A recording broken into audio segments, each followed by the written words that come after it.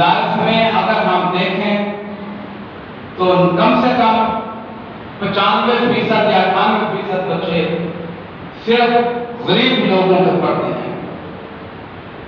قاری سب سے زیادہ غریب لوگوں کے، عالم سب سے زیادہ غریب لوگوں کے، اور علم کو جنہوں نے عروج دیا، پھیلایا، دین کو پھیلایا، علم کو پڑھا، دوسروں تک پہنچایا اور قربانیاں دی، دین پر استقامت اختیار کی، تو یہ غریبوں کے حصے میں آئے.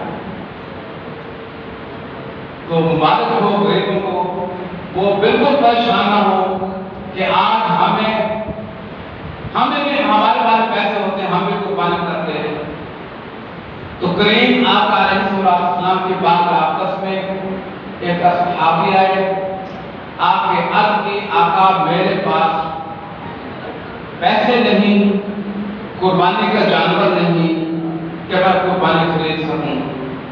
ہاں کسی کی امانت میرے پاس جانور کھڑا ہے، اگر آپ کا حکم ہو تو وہ میں قربانی کروں اس کی. یعنی ان کا خیال یہ ہوگا کہ میں ادھار پہ لے کے ان کو بعد میں پیسے ادا کر دوں گا. تو کریم آقا علیہ السلام نے ان کو مسئلہ بتلا کر قیامت تک کے لیے غریبوں کو قربانی کا ثواب عطا فرما دیا. فرمایا اس کی قربانی مت کرو جو آپ کے پاس کسی نے امانت کھڑا کیا ہے. آپ 10 دن بال نہ کٹوانا، ناخن نہ کٹوانا، اللہ تعالیٰ آپ کی طرف سے قربانی قبول فرما دے. یعنی قربانی کا ثواب پار ہو گئے. اب جو حصہ لیں ان کے لیے تو منع ہے کہ وہ ناخن نہ کٹوائیں، بال نہ کٹوائیں، لیکن جس نے حصہ نہیں دیا وہ بھی 10 دن چاند نظر آنے سے پہلے بال کٹوا لے، ناخن کٹوا لے، پھر 10 دن نہ کٹوائے، عید نماز پڑھ کر کٹوا لے تو قربانی کا ثواب پا لے. سبحان اللہ. اور قربانی کن پر واجب ہے، یہ بات بہت ضروری ہے سمجھنا. عاقل ہو یعنی عقل سلیم رکھتا ہو اس پر قربانی واجب ہے. پاگل مجنون جس کا دماغ ٹھیک نہیں اس پر قربانی واجب نہیں. بالغ ہو اس پر قربانی واجب ہے. نابالغ ہوگا چاہے وہ جتنا مرضی امیر ہو، لیندار ہو، اس پر قربانی واجب نہیں ہے بالغ پر. ہاں اگر وہ قربانی کے ایام کے اندر آخری دن بالغ ہو جائے تو اس پر قربانی واجب ہو جائے. اسی طرح مسافر پر قربانی واجب نہیں ہے. یعنی 92 کلومیٹر اور اس سے زیادہ وہ سفر پر گیا ہے اور 15 دن سے کم کی نیت کی ہے، اس پر قربانی واجب نہیں، وہ مسافر ہے.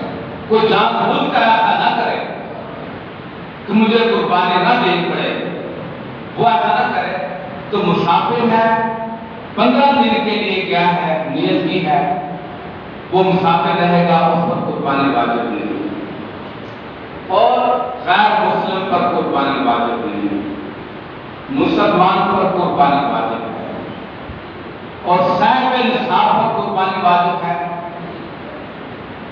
جو صاحب نصاب نہیں ہے، غریب ہے، بس تاجری کماتا ہے اور تاجری کھا لیتا ہے، کوئی جمع پونجی اس کے نہیں ہے، اس کی ملکیت میں کوئی سونا، چاندی، جانور یا پیسے یا بال اسباب جو ضرورت سے زیادہ، ایک ہے ضرورت اصلیہ، وہ نصاب میں شامل نہیں، ضرورت اصلیہ سے زیادہ چیزیں جن ساتھ شامل ہوں گی تو اس پر قربانی واجب نہیں۔ اگر آخری دن مغرب سے پہلے ابھی وقت ہے ذبح کرنے کا، جانور دینے کا، وہ صحیح میں انصاف ہو گیا تو اس پر قربانی واجب ہوگی۔ قربانی کا گوشت جیسے غیر مسلم پر قربانی واجب نہیں، اسی طرح آپ قربانی کا گوشت صرف مسلمانوں کو دو گے، اور جنہوں نے قربانی نہیں کی ان کو دو گے۔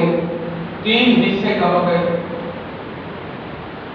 قربانی کے 3 حصے کرو گے، ایک حصہ اپنے لیے، ایک اپنے رشتہ داروں کے لیے، ایک غریبوں کے لیے۔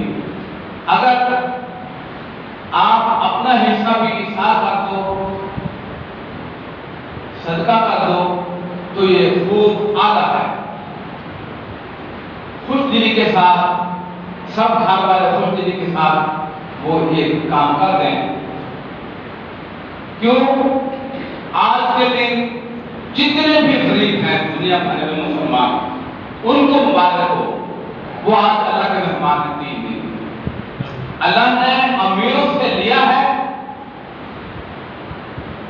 کہ اے مالداروں، جن کو میں نے دیا ہے تم قربانی کرو، اور جن کو نہیں دیا ان کو کھلاؤ۔